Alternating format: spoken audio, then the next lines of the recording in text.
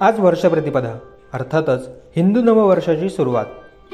हिंदू नववर्ष आलं की मुंबईतच काय तर संपूर्ण राज्यात मोठ्या उत्साहाचं वातावरण असतं.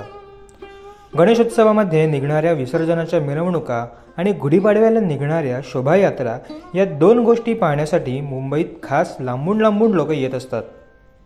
दरवर्षीप्रमाणे याही वर्षी मुंबईतल्या लालबाग परळच्या गिरणगाव सांस्कृतिक प्रतिष्ठानने भव्य शोभायात्रा आयोजित केली होती.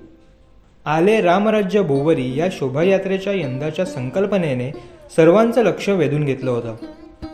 सकाळी 7 ते दुपारी 12 या वेळेत शोभायात्रा निघाली. त्यावेळी डोक्यावर कडक ऊन असताना सुद्धा एकाचाही उत्साह काही कमी होताना दिसला नाही.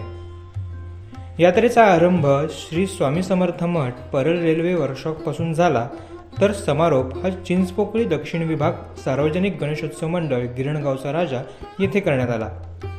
अगदी लहानग्यांपासून मोठ्या व्यक्तींपर्यंत सर्वांनी या शोभायात्रेत सहभाग घेतला होता.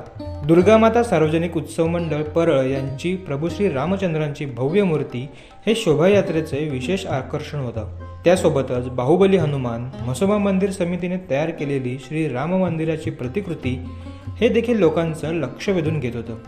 स्वयंसिद्ध महिला मंडळ परळचे प्रभू श्री रामचंद्रांचं चित्ररथ आणि भगवाधारी महिलांचं पथसंचलन, महिला लेझिम पथक हे देखील या ठिकाणी शोभायात्रेतून आपल्याला पाहायला मिळालं.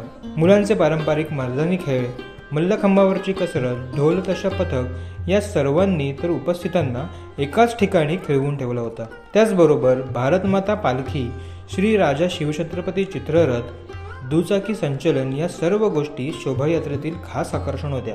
मराठमोळ्या पोशाखात वाजत गाजत जल्लोषात निघालेल्या शोभायात्रेसाठी मोठ्या संख्येने सर्वजण शोभायात्रेत सहभागी झाल्याने गिरणगावची शान वाढल्याचे यातून नक्कीच दिसतंय.